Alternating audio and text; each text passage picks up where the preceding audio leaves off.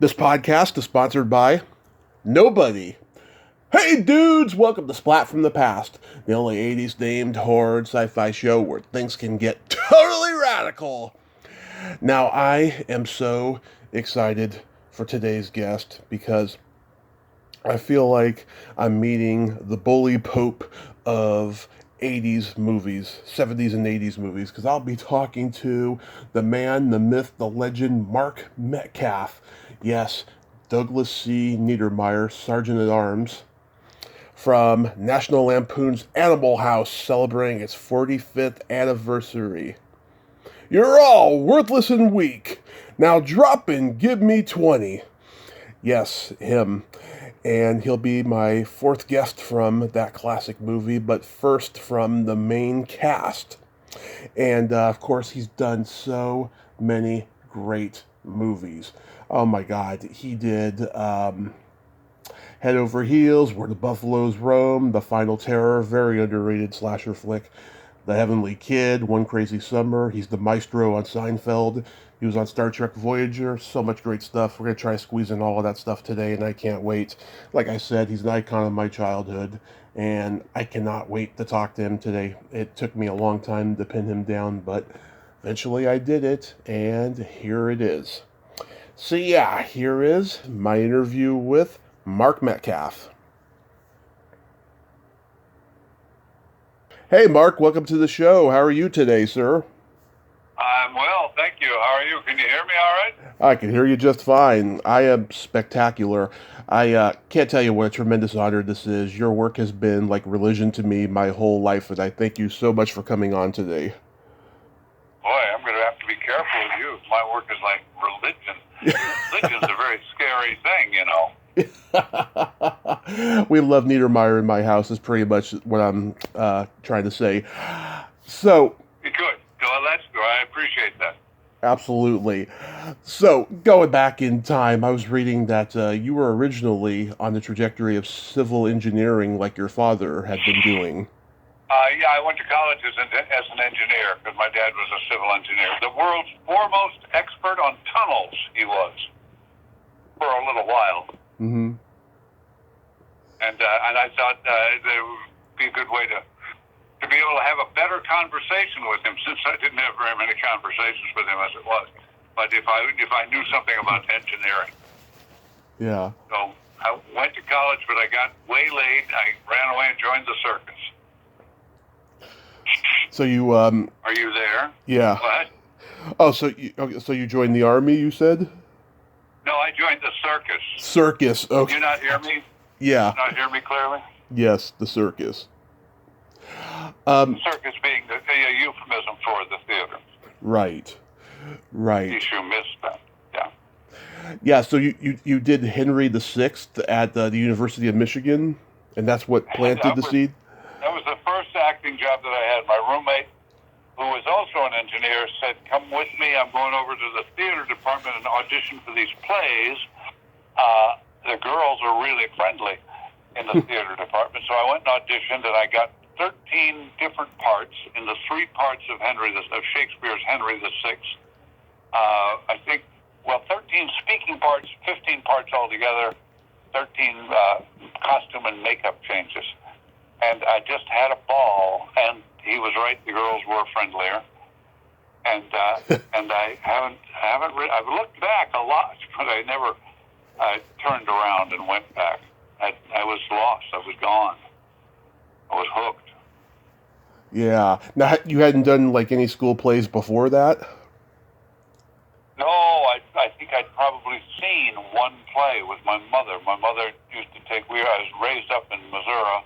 Mm-hmm. St. Louis, and when I had two brothers, each of the three of us, when we were 10 years old, got a trip to New York with my mother. She loved to go to New York. She had a relative there, and I think I went with her when I was 10, and I saw Damn Yankees with Gwen Verdon.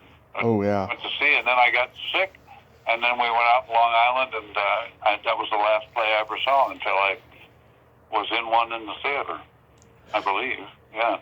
Was your dad disappointed that you changed career paths? Yeah. Yeah, I guess disappointment would be what you would say. Yeah, he was disappointed. Yeah, he was generally altogether kind of disappointed in me when I worked as hard as I could to get out of going to Vietnam, and when my number came up in the draft, that was before the lottery. He was pretty disappointed in that. He was already pretty disappointed in the fact that I chose to act and get out of engineering. It wasn't necessarily a career choice on my part. Mm-hmm. It also was disappointing to him. I think he probably would have liked it if I thought in terms of a career, but I wasn't thinking in terms of a career. I was thinking in terms of having fun. And Right. the theater was a lot of fun. And I kept doing it as long as it was fun. And, and then I got a little sidetracked and started doing movies and television, because that was fun, because they gave you a lot more money than you did in the theater. Right. And then I went back and did theater again. Yeah. It was fun. So after college, you went to Milwaukee and then New York. Well, after my undergraduate, I was still eligible for the draft, and Vietnam was still going on, and I didn't want to fight that war, so I went underground. I kind of went around all over the West Coast, up and down to California and up into Oregon, and hid out trying to avoid getting the letter so that I didn't have to go up for the draft. And I did that, and then they finally caught up with me, and I had to take the physical, and that's when I was adjudicated to be 4F, Mm-hmm. and morally, physically, and psychologically unfit for military service, is what they said in the letter. And then I went back. I was headed back to Oregon Mm-hmm. because a fellow would ask me if I wanted to run his gas station and live up on Mount Hood and ski all the time. And my Jeep broke down in Ann Arbor, where I'd done my undergraduate, Mm-hmm. and I stayed there and started doing plays again. And then I got hooked. And then my first professional job was in Milwaukee at Milwaukee Rep. Yep, where I did a full season. I got cast and did a full season there, and then moved from there. When that season was over, I moved to New York. Yep. What was the theater scene like Timeline right on the dot. Yeah. What was the theater scene like in Milwaukee? Oh, Milwaukee was a great theater. I mean, it was a really good bunch of people. About, I think, 5 or 6 of them had just graduated from NYU and had a really good theater education there. I think 3 of us came out of the University of Michigan, and we'd had a sort of a pretty good education in the literature of the theater, not such a technical, what I want to say, conservatory kind of education in the theater. Mm-hmm. And it was a pretty young company, the whole company, and so we had a lot, and we did good plays. And I had a guy named Tunç Yolman, who was Turkish, was the artistic director. And Tunç would, when you'd go meet him in his office and then you'd leave, he'd go to the water fountain and get a handful of water and throw it after you. Apparently that's a Turkish custom, meaning he wanted you to come back. So it was good. And Milwaukee also had, well, I'm blanking on the name. There was a theater company there that Willem Dafoe got his start in, and a bunch of other actors had gotten their start in, a sort of experimental theater company. What Mm-hmm. in New York was off Broadway.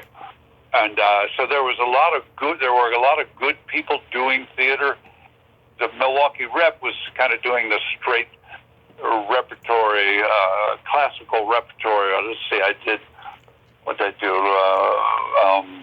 You Can't Take It With You, Coffin and Heart, and then I did As You Like It, Shakespeare, and then Spoon River Anthology by, can't remember his name either, and then The Liar by Goldoni. And interspersed there was one that I didn't do by Edward Albee called Delicate Balance. So all the sort of classical and contemporary repertory.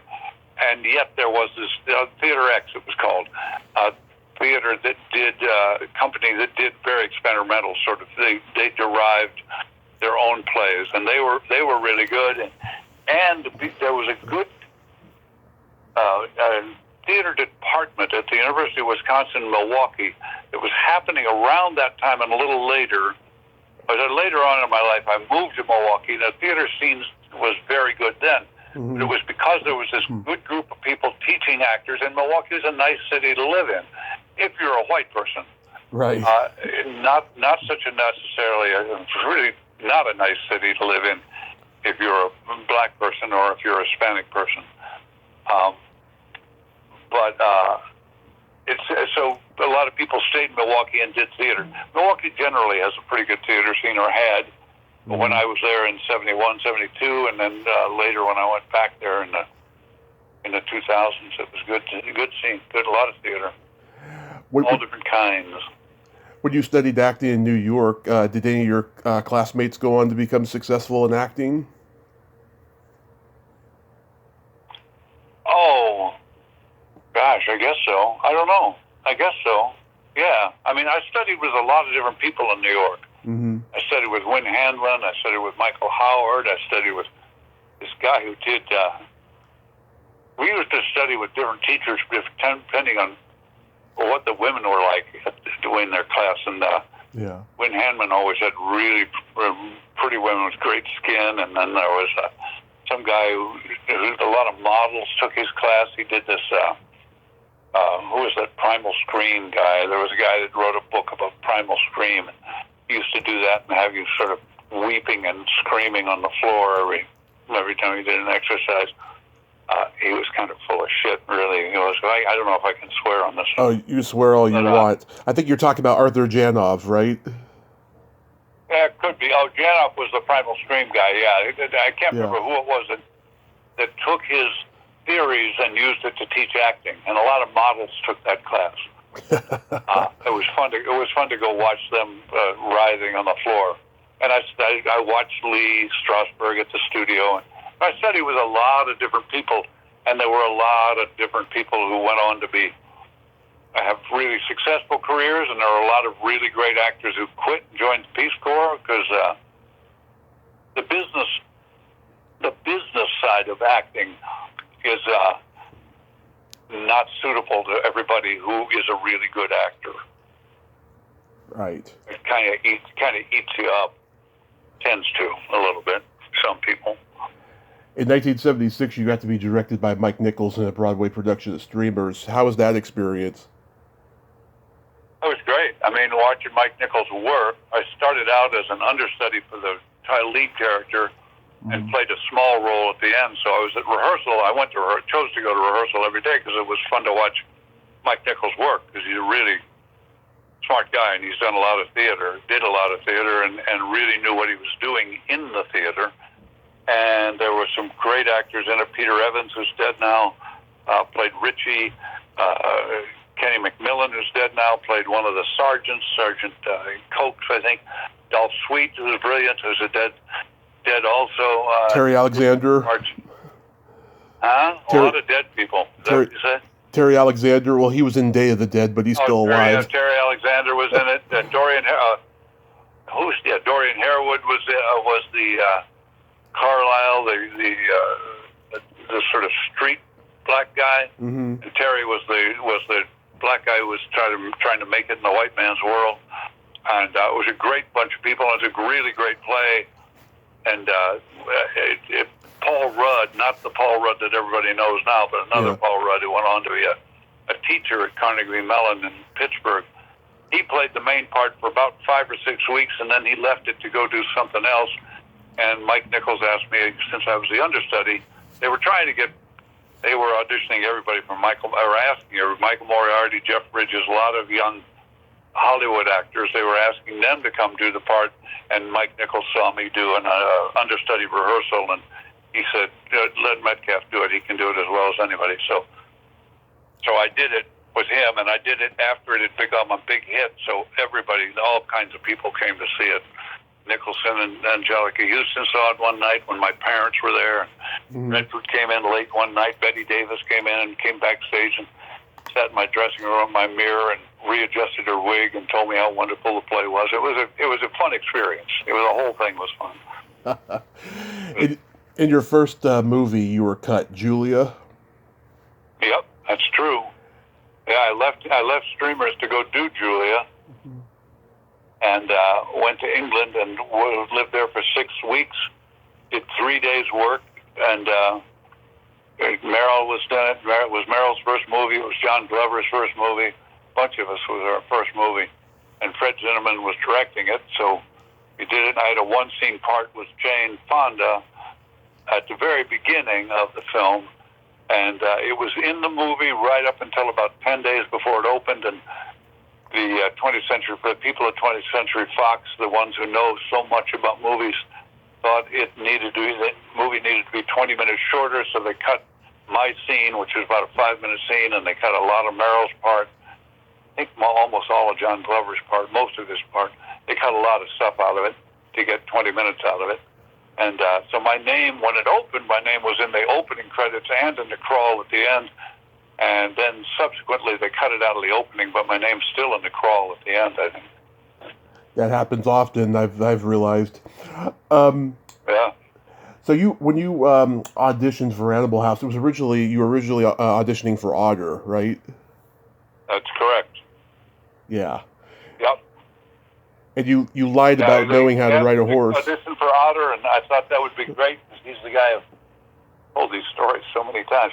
Yeah. He was the guy who gets the girl, and as soon as I walked in the door, John Landis said, "Do you know how to ride?"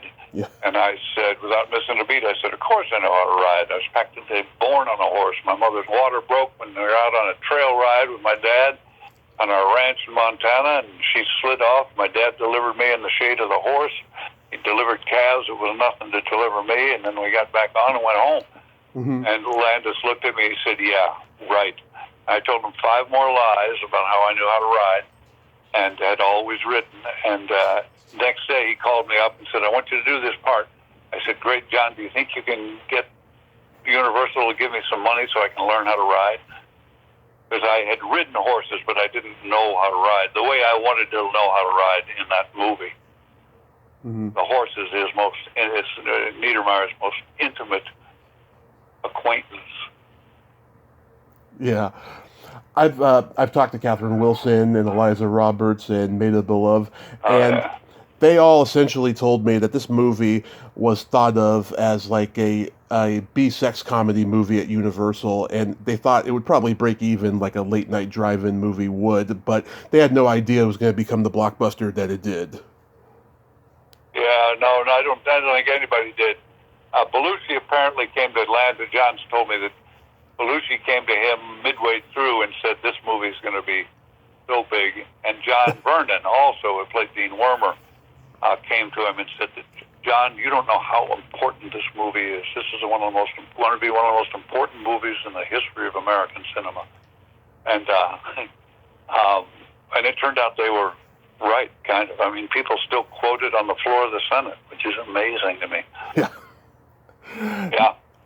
Niedermeyer was based on Doug Kenny's brother who died like in Nam or something, right? No, he didn't die in Nam, from what I remember, and I could be incorrect on this from what Doug told me. And anything Doug tells you is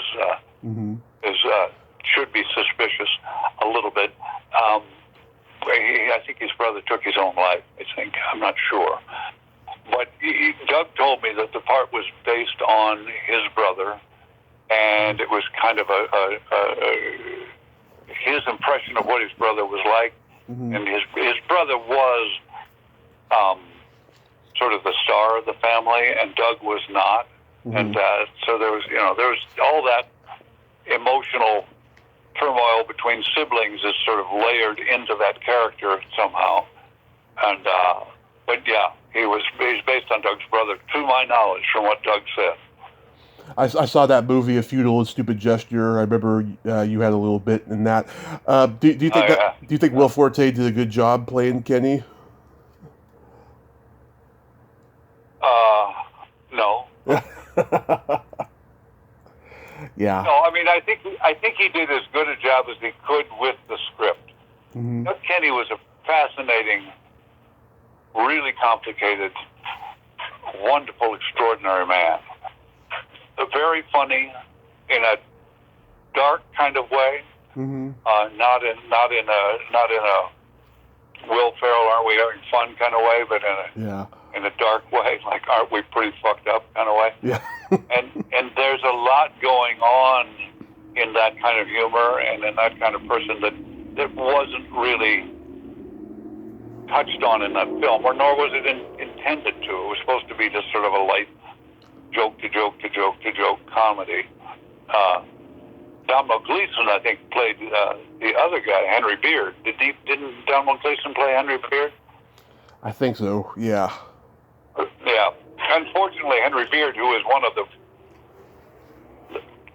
main brains between the Harvard Lampoon, which became the National Lampoon, he and Doug were the two real brains behind it. He gets no play whatsoever, which is probably, from what I know of him, fine with him. Mm-hmm. Domhnall Gleeson did a good job with that. He had that kind of level of cold cynicism that both of them had, and I didn't think that other fellow captured that quite with Doug Kenny, but who am I? I don't know. Obviously, Animal House had this fantastic script, but do you remember if there was much improvisation going on? Well, it's an interesting question that a lot of civilians ask about. I mean, everything that an actor does Mm-hmm. is improvised. I mean, except the language. You get the language, and occasionally you get a stage direction, but nobody writes a script that says Blutarsky raises his left eyebrow, then his right eyebrow, then he lowers his left eyebrow, and he raises it again. Nobody writes that in the script. Right. So everything that John Belushi does, or everything physical that any actor does, is always improvised. It's always lived in the moment, if you're living in the moment, if you're doing your job right.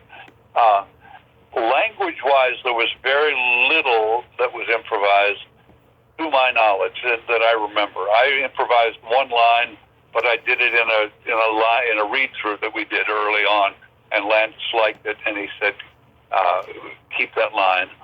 And I think Peter Riegert might have improvised one or two. He had a background in improvising with the, Right. I can't remember, it was the Groundlings. I think it was the Groundlings. So he had a background in improvisation.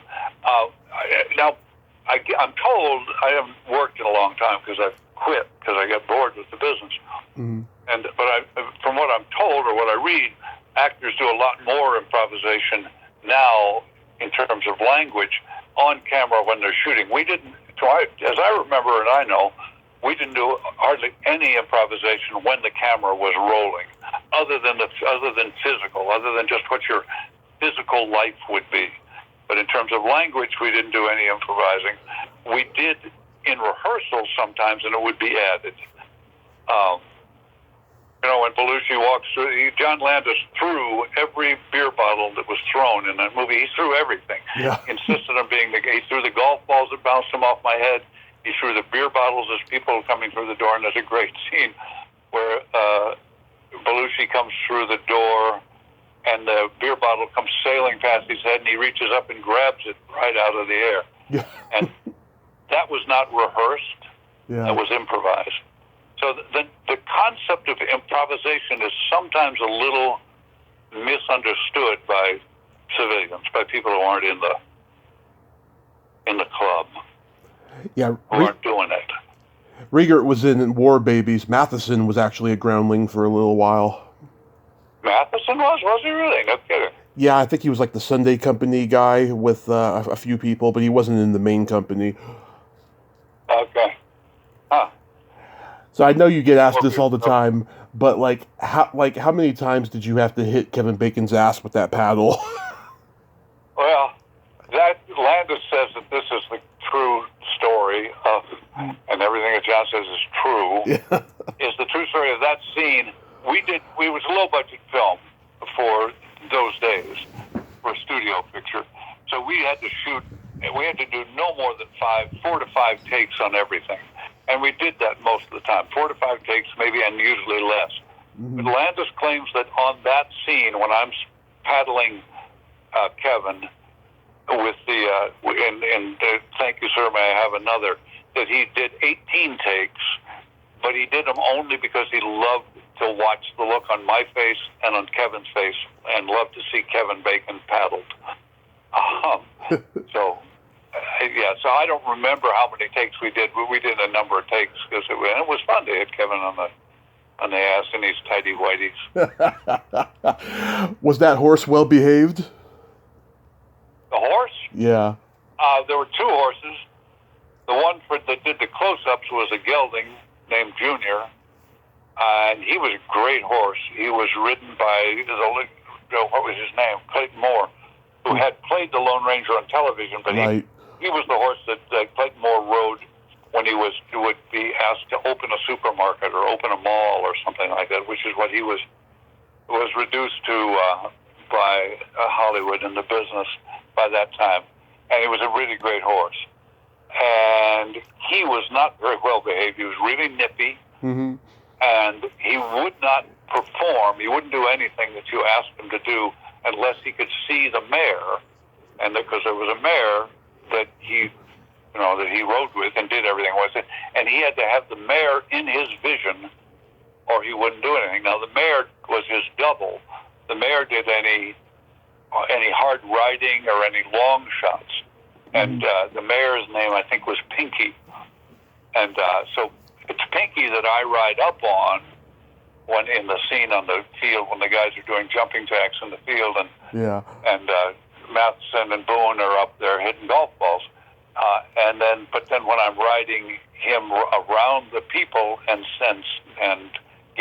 dismount him there in front of them to start yelling at Flounder, that's Junior. That's the gelding.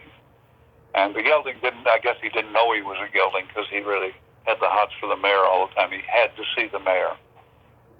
And the mare it was a pleasure to ride. She was a great horse. And the gelding was hard to ride because you had to let him know who was the boss. Yeah. Did you become buddies with Stephen First? Yeah, I liked Stephen First. I wouldn't say that we became buddies on the set because I kind of kept to myself as my character would and didn't fraternize with the Delta House. I kept myself separate just to sort of maintain that edge and add that edge, keep that edge. But afterwards, when I'd run into Stephen at a convention or just in L.A. or in New York, we became good friends. I think of him as a friend. I thought of him as a friend when he passed, when he died. Really great, really wonderful gentleman, really good man. How about James Doughton? Yeah. Jimmy Doughton I wasn't that close to on the set. I mean, we saw each other, but as I say, I spent most of my time by myself riding. I had found a ranch that had some horses outside of Eugene, Oregon. I went out there and rode them whenever I was off, and then whenever I was on the set, I was focused on the work I was doing, and wasn't running around making friends or hanging out at the craft service table. Mm-hmm. And Jimmy became a friend later too. I did a commercial with him in Spain, in Madrid, and we got to talking. And then he was kind of reclusive himself for a while, and then he came to one of the, I can't remember, I think it might have been just the 45th anniversary, and we did or the 40th anniversary, which was 5 or 6 years ago, and we did a gig in San Francisco for some sketch fest. Right. Where they showed the film, and we all did a Q&A afterwards, and Jimmy was there, and I believe he was there, and he sort of started coming out and realizing how much fun it could be. People took the celebrity of that movie differently, and people take celebrity differently. Some people love it and embrace it. Some people don't like it so much. Tommy Halls really didn't want to be associated with it. He had other things to do, like produce and direct and write movies. I mean, plays. I think he did a play called From Cider House Rules. I can't remember who the writer was of Cider House Rules. Yeah. But he did produced a play of that. He produced Spring Awakening from the Vatican on Broadway, and it wasn't too much. Mary Louise didn't show up for a lot of those. Now she shows up a little bit. She's more involved. And for various reasons, personal and non-personal, professional, people got into it. But most of us, I mean, McGill hasn't been around much of the conventions or the get-together reunions that we've had because he's working all the time. Right. And Matheson works all the time too, but he somehow comes out because he really likes it. But it's different. But yeah, I can't remember what your question was now. What was your question? I was about James Doughton in general. Oh yeah, Jimmy. Yeah, and Jimmy now I count of it as a good friend, I mean, I don't talk to him every day on the phone. I don't even talk to him every week. But he's a really sweet man, a good man. I'm connected with him on Facebook, and yeah, I wanted to go to that screening at Sketchfest 5 years ago, and I couldn't make it at last minute. I was so disappointed, but hopefully in the future you guys will have one. Now you've worked with John Landis. We're coming up on the 50th, and we all said we'd see each other at the 50th reunion with our walkers. So some of these things people say, why didn't you make a sequel? And a couple of scripts were written, but they just weren't good. Yeah. John died, and we couldn't make a sequel without John. We didn't think so, and they just weren't good enough. And in the long run, I think Landis agrees with me, it's better that we didn't make a sequel because sequels so often are not better than the original, and then it waters down the original, so it's better. But now people say, somebody got the idea, I think it might have been, I don't know who it was, might have been Jamie Widows. Yeah. And we should do a sequel and call it Animal Home. Yeah. We're all in the nursing home somewhere. Now, you've worked with John Landis on several other movies like Oscar and The Stupids and so forth. What is it about him that you like working with him? Because I think he's a comedy genius. Yeah, he is. And certainly he was when he was younger and really working regularly. Yeah, John's definitely a comedy genius and very funny himself, tells great jokes, and really great about, I mean, he understands, he's, people would say there's never been another movie like this, and he would say, well, did you ever see Duck Soup? Because there's all kinds of Marx Brothers stuff that's all through it, and Laurel and Hardy, and he's a great student of real classic American comedy, and a student of it. I mean, he really studies it and knows it and understands it and can talk about it forever. And he's really good. I'm very sorry that the machine kind of took him down during after Twilight Zone when the helicopter fell and killed Vic Morrow and young Vietnamese children that were with him. And John took the brunt of the blame when he was the one that was charged and went through manslaughter, I think, and went to court about it and had to stand trial for it. And is that changed him in ways that it made it harder for him to get a movie? It made it harder for him to direct a movie. And I don't know what it did to him. You'd have to talk to John about it, but I think it changed him. I mean, it would have to change you, wouldn't it? Don't you think? Yeah, it's a sad, weird situation. If 3 people die. Yeah, sad. It's going to change you. Sad, weird situation. Yeah, and one of the soldiers mentions Niedermeyer in Twilight Zone, the movie. He's like, did you hear what happened to Niedermeyer? Yeah. Yeah, we should never have killed Niedermeyer or something. He says, I can't remember what he says, something like that. Yeah. Now, when the Twisted Sister videos come, did they just call you up and ask you to do that? They did indeed. They just called. I don't know how they got my number, but I lived in the Lower East Side of Manhattan, and I didn't even have a TV, I don't think, and didn't have any idea what MTV was, and certainly didn't know anything about heavy metal music or who the band Twisted Sister was, but they asked me if I wanted to come out to L.A. for a couple of days and do a video, and I was doing a play by Kevin Wade with Holly Draper and somebody else. I can't remember who the guy was. And I was doing a play, and I had Sunday was off Broadway, so I had Monday and Tuesday off. at a Sunday matinee and then Sunday night. I said, if you fly me out there Sunday night and get me back here for the evening show on Wednesday, I'll come do your whatever this is. Sure, I can use a trip to L.A. You're going to pay me American money, and I didn't realize how little they were going to pay me because I didn't realize it was non-SAG. They paid me SAG minimum, but because that's what I asked for, but it was not very much money compared to the amount of money that they made and that video made for them. Because the darn thing played every 5 minutes on MTV, I guess. Yeah. And it's good. It's really good. It's really well put together and a really great idea. Yeah, it holds up. It's still funny. I'm glad I was part of it. What? It holds up. It's still funny. And the other one for I Want to Rock. Yeah. Yeah. Yeah. Which Stephen First showed up at the end of that one. Yeah, Stephen First showed up. They got him to come in and get his revenge on me by squirting me with a seltzer bottle. Yeah. What was it like working with Bill Murray on Where the Buffalo Roam? Bill Murray is a terrible actor. Bill Murray's good, but he's a dangerous actor. Yeah. There's a scene on an airplane, and Where the Buffalo Roam, in case people don't know, is based on Hunter Thompson's book about Nixon's campaign for presidency in '60, whenever it was. And Murray's supposed to hit me, and you throw a punch and you miss the guy, and the camera angle is from a certain angle. It looks like you hit him. Mm-hmm. Well, Bill Murray didn't miss; he hit me.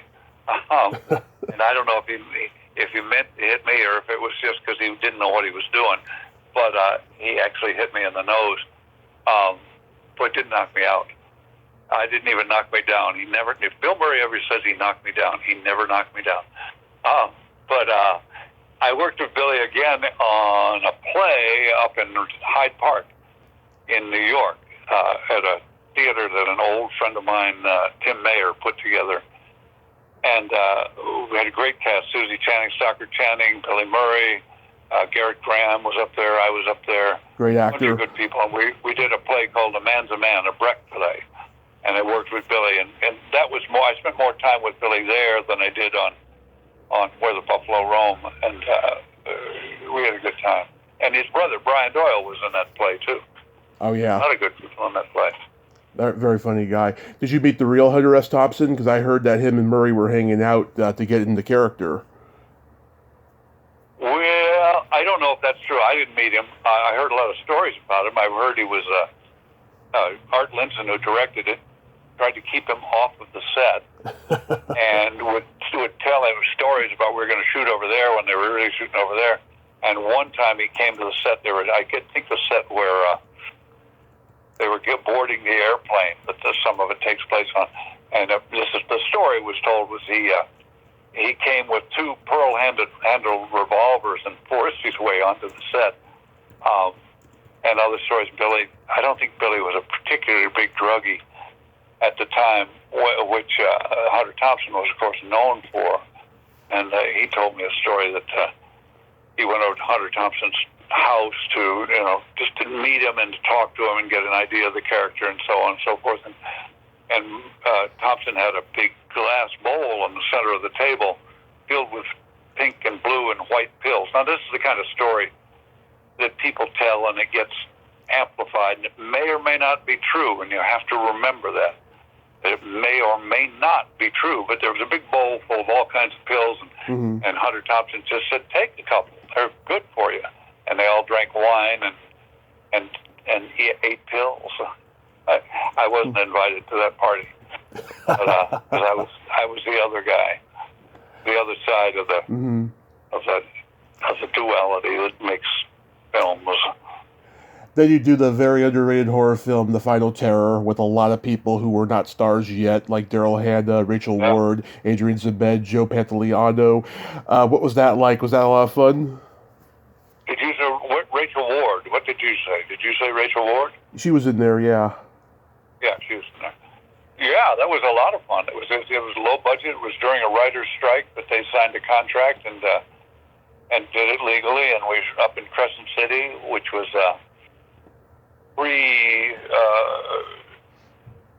legal marijuana in California, and where they were growing a lot of weed, and it was a lot of fun. All those people, I mean, good people, yeah. John Friedrich, Joy Pants, yeah. Cindy Harrell played my girlfriend. Daryl Hannah, like you said, a lot of good people, and Andy Davis directed it. Yeah. On to direct The Fugitive and a couple of other things. And he was very good. It's a mess of a movie because Joe Roth took it away from him. He was married to this great woman, Donna Arzoff, whose father is like the king of the B-movie slasher movies. Mm-hmm. And he saw it. Joe asked him to see it after Andy had a cut of it, and he said, "Oh, it's terrible. You got to have blood in the first 10 minutes, or you haven't got a movie." So Joe took it away from Andy Davis and directed one scene with a couple of kids on a motorcycle that get killed in the woods in the first 10 minutes. So he satisfied that prerequisite for a slasher movie, and so it turned out to be a bit of a mess, but it was fun to shoot, and I suspect. I don't know if I ever saw the Andy's original version of it, but I suspect it was pretty good because he's a good filmmaker. Yeah, very talented guy. And also, you worked with Lewis Smith on that, who you would later work with on The Heavenly Kid. I gotta tell you, when I was growing up, Animal House was the movie me and my dad would watch when my mom wasn't home. But when my mom was home, we'd watch The Heavenly Kid. She loved that movie. You had enough of it then. Heavenly Kid was a lot of fun. Jane Kaczmarek was great fun to work with, and Lewis was good, and I can't remember who directed it. He wasn't a director. He was a producer. Carrie Medaway. Oh, Carrie Medaway directed? Yeah. Oh, okay. Maybe I'm thinking of somebody else. I can't remember who directed it. I remember the producer, gray-haired guy, older gray-haired guy. He had a lot to do with it, but it was fun. I mean, that's a movie where I played the James Dean character in Rebel Without a Cause at the beginning, and Lewis Smith plays the other guy's actor's name I can't remember, who goes over the cliff and dies, but he comes back, and Natalie Wood, who was his girlfriend, James Dean, my girlfriend, and, and it was a fun movie to shoot. We shot in Atlanta, and then we went down to Fort Lauderdale and shot down there. So. We shot around a lot of places, and it was fun. And Jane was great to work with. Lewis Smith is so good, though. He should have been a huge star. He teaches acting now. Does he really? Whereabouts, in L.A. or New York? In L.A. He's got his own. It's called the Actors Academy. He's had it for like 20-something years. Yeah. I'm trying to get him on here, but he's hard to pin down, but hopefully I will. But I've had Nancy Vallon and Bo Dremen on, and Bo says hi. He remembers meeting you on the set of The Heavenly Kid. Oh, I don't remember him. I apologize. I remember Jason Gedrick. Yeah. Was on Heavenly Kid. Wasn't he my son? Yeah, Jason Gedrick. Yeah. Bo was one of his bullies, so. Yeah, okay. Another childhood staple of mine was One Crazy Summer. How was that? That was good. I mean, I don't think the movie's all that good, but it was good. Savage Steve Holland had made Better Off Dead, and Warner Brothers saw it in Rough Cut and loved it a lot. And they said, "Here's $10 million. Go make another movie." And he didn't even have a script, so he wrote a script that he thought would be a fun script to shoot because it took place on Cape Cod, where he'd spent a lot of time when he was a kid. So we shot it on Cape Cod, and there were a lot of good people, and Bobcat Goldthwait was in it. Cusack, of course, before he became a jerk, when he was a nice guy, a young guy. And Demi Moore was in it, and who else? There's a bunch of good people in it. It was all fun to do. Bill Hickey.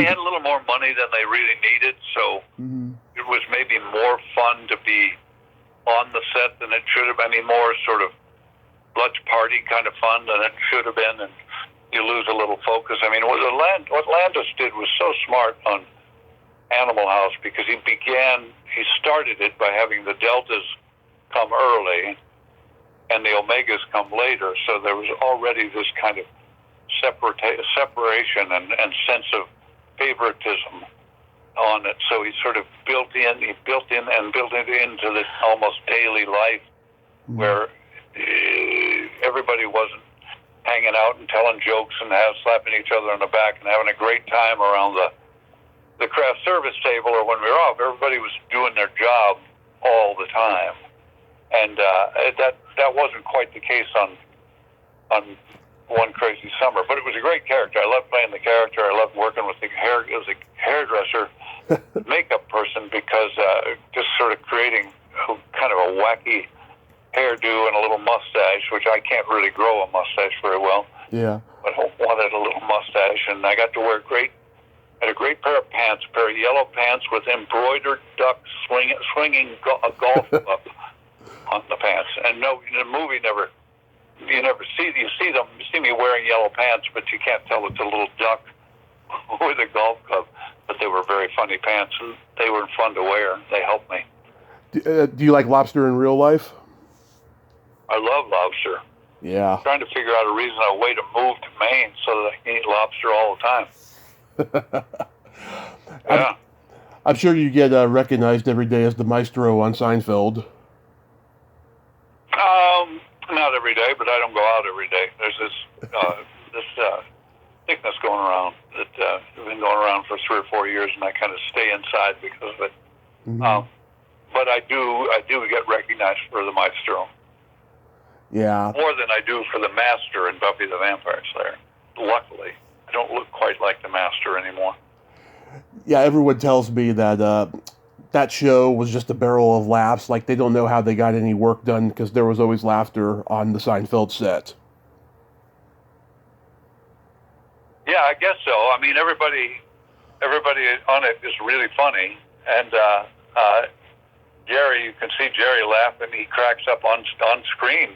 Yeah. Sometimes because Jason or Julia or Kramer or do something that's just totally surprises him. And yeah, it was a fun set. It's fun. It's good to when people know what they're doing. Mm-hmm. It's really fun to work with them. You get better. It's like they talk about playing tennis. I try to always play tennis with somebody better than you because it makes you better. Don't play with somebody who's not as good as you because you'll play down to them. And it's true when you're working. So to work with somebody like Jerry Seinfeld, who's probably some kind of a comedic genius in a way. I mean, he's really thought of as the godfather of stand-up comedy now. And Jason was a brilliant actor. And Julia Louis-Dreyfus, as we still see in Veep, is a genius. And she's great. So they're all, and Michael Richards, whatever his problems may be, and he does have some problems, I've been watching little bits and pieces of that show lately just because it comes across my Instagram feed for some reason. And Michael Richards is really a great physical comedian. Oh, yeah. Yeah, I mean, it's really, I'm not sure he's Buster Keaton level or Charlie Chaplin level, but he created a great character. I don't know that he's capable of creating anything other than that, but he created a great character, the physical comedy. And when I say physical comedy, I also mean just the way he uses his voice, the way he speaks. I heard him say once Harpo Marx was a big influence on him. I wouldn't be surprised. Yeah. I wouldn't be surprised. Why did the maestro have that bandage on his hand? Did I have a bandage on my hand? Yeah. In that episode, yeah. In which episode? The first one or the one where I'm playing pool? I'm trying to remember. I think it was the first one. I have no idea. I could have cut myself and put a Band-Aid on it and forgotten to take it off for the shot. Yeah. I have no idea. I didn't know I had a bandage on my hand. Yeah. I guess I should make up some kind of lie. He caught it in his zipper, zipping his pants up. That would be a good one. Yeah. One last credit I want to bring up: Star Trek Voyager. Yeah. Star Trek Voyager. So many people watch Star Trek. That universe is so big and so detailed, and the fans of it are so committed to being fans of that show. It's a great universe to enter. It was, however, a really miserable show to shoot because I played a Herosian, and the Herosians had an arc throughout the whole season, apparently, and they had wanted them to all be 7 feet tall. So they hired every 7-foot actor they could find, and they built these foam suits to make them really muscular and big, and these foam headpieces that are all ridged, and they used up the 7-foot tall actors pretty quickly, and they were stuck with guys like me who were only 6'2", but they didn't want to. They're a cheap bunch of people. They didn't want to spend the money to make new suits for us all, new foam outfits or new foam heads. So I was coming to that after I had been doing Buffy the Vampire Slayer, where I wore this wonderful, very thin, very a kind of foam that covered my complete face and my head and my ears and my neck. But it was so well applied and so well made that it picked up nuances of facial expression that I could do, and it was so much more expressive. And these suits that they put them in, and these masks that they put us in on Voyager, not only were they big and heavy and not responsive at all to any facial gesture, but they also had been worn by these 7-foot guys and sweated in, and they stunk, and they were heavy, and they were too big. And because they were too big for a 7-foot, something made for a 7-foot tall man, that's head to toe foam is going to be about 8 inches or 10 inches too long for a 6'2" man. So they, rather than cut it out, they just folded it over. So, and it had been perspired in and dried out, but it still weighed a lot. And I think it must have weighed about 30 pounds, 35 pounds. So it was like I lost 15 pounds during the course of 2 weeks shooting those 2 episodes. I think it was 2 episodes, maybe 1. I don't remember how much it was. But it was, and I couldn't get out of it to pee. I couldn't get out of it to eat. So it was just sort of, it was 2 weeks of misery as far as the work experience. Oh, that's unfortunate. But people love it. People love, no matter, I could have done anything. Anybody could be in that suit. It didn't have to be me. And people would have loved those Herosians. Have you ever been invited to the Star Trek conventions? No, I never have. I want to go just to see what it's like. It's a cultural phenomenon. Yeah, I'd like to go. It's getting to the point now where if you guest starred on there only one time, you get invited. Yeah. Some people have mentioned it to me that I should go, and they'll talk to somebody and get me to go as a guest on the big one in Vegas, I think, isn't there?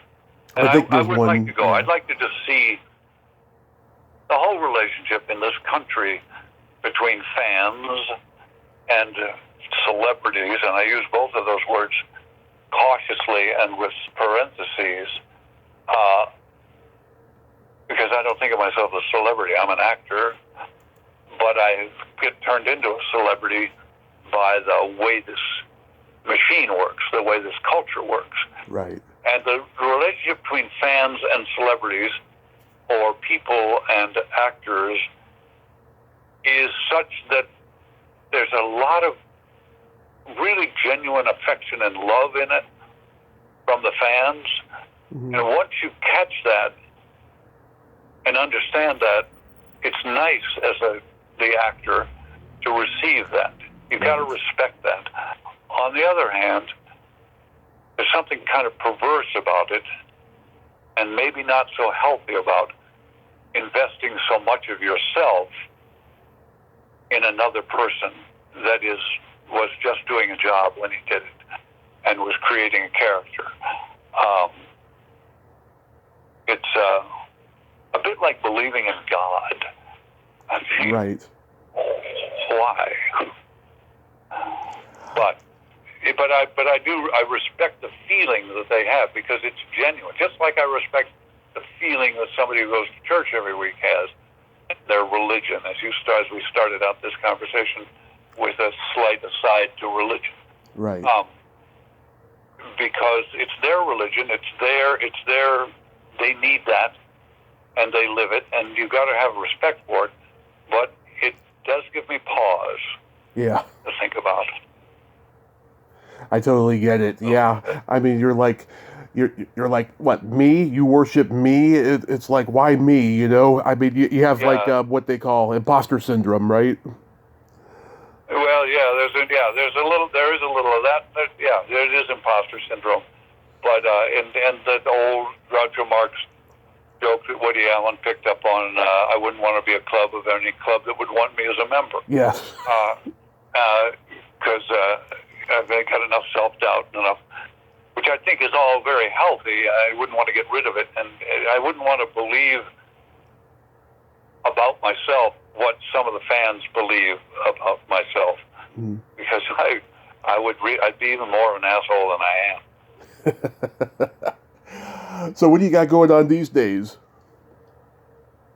Oh, not much really. As I say, there's this disease going around that I've been kind of pulled up and not working for 3 years, and I think it's still out there. I don't think it's over yet. So I haven't been doing anything for 3 years. I was living in Montana and did a bunch of plays there. I quit the business in Hollywood in 2000 and went and bought a restaurant. Right. I lived in Wisconsin again. It was a woman I was married to and had a son. Right. And he's been with me. I've been raising him since we got divorced in 2003, I think. And I did plays there. I did a bunch of movies there with low-budget independent movies with local filmmakers. I created a program for Milwaukee Film, which does the Milwaukee Film Festival. I created a program teaching high school students how to write for film, how to write a short film, and then we'd pick the best script that they submitted, and we would make a film out of it, produce a film out of it that played at the festival and played at other festivals sometimes. So I did that there, and then lately, since I've been here in Portland, I haven't really done very much. I wrote a book about my youngest brother who committed suicide at 46, kind of about his life and the fact that nobody really noticed the kind of trouble he was in when he was younger. And they didn't, because in the 50s, 60s, and in the middle of this country, when you're raised by Presbyterians, by Calvinists, it's just a phase, you'll get over it, was kind of what we heard all the time about my brother's Tim's problems and little events in his life. And so I've tried to write a book that tries to piece together why it went unnoticed and how it would be noticed today and what people should do to excuse me, to see when their children are, just try to get people to listen to their children a little better. Yeah. Is that book coming out soon? I don't know. Not soon. Probably not for another year. I've got one offer of a publisher, but I'm working on other ones. So I don't have a publisher. It's the publishing business is even harder than the acting business. Oh, yeah. You really have to. You have to not only do the work, but then you got to go out, promote the work, and promote yourself, and do that and sell it. So I haven't been that successful so far at selling it. I hope you get it out there. I mean, it's never too late to say my condolences about your brother. That's awful. I'm sorry about that. Thank you. Thank you. Have you ever thought about writing a memoir? Well, to a certain extent, this is kind of a memoir, but it's not about my life. It's about my memoir, my memories of my life with him and without him, and when how I was not necessarily a very good brother when he was growing up, and how I was kind of an absent brother, and everybody was absent when he was a teenager, and then I sort of got back together with him and became closer to him at near the end of his life, which was when he was already going down the rabbit hole. Yeah. And I wasn't skillful enough or smart enough to be able to do anything to turn him away from the dark spot that he was moving towards, the dark place. How many years apart were you in age? It's a bit of a memoir, but it's not a who I slept with and who I didn't sleep with. How funny Billy Murray was. It wasn't like this kind of interview kind of memoir. It was more about my memories of him and my time with him.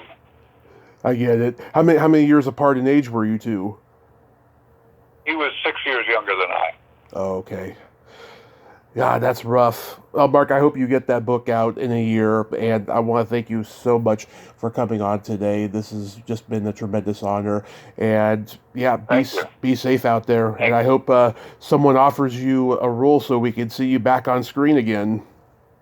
It would be nice. I'd like to work again. As I say, I really have no interest in going back down to Hollywood and trying to hustle it, although I would like to work again, so I might, make a trip down there sometime in the future, now that things have begun to open up a little bit. And anytime anybody wants me to work, I'm easy to find on Facebook or Instagram or anyway. And people find me somehow because I get fan mail at my home. I don't know how they do it, but people really want to find you, they can find you. And I'm here, and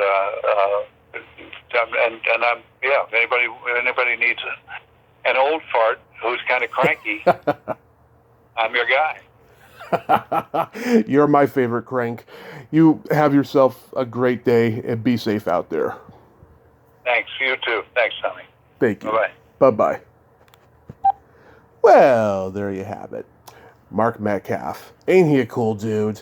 I mean, despite the curmudgeon-like persona, he is just a great guy, very deep. And, oh, that's so sad about his brother. I would love to read that book when it comes out. And then I know it will come out because he's Niedermeyer. Well, until next time, this is Tommy Throwback Kovac saying there's no shame in living in the past because the present sucks. Later, dudes. What do you want to do with your life?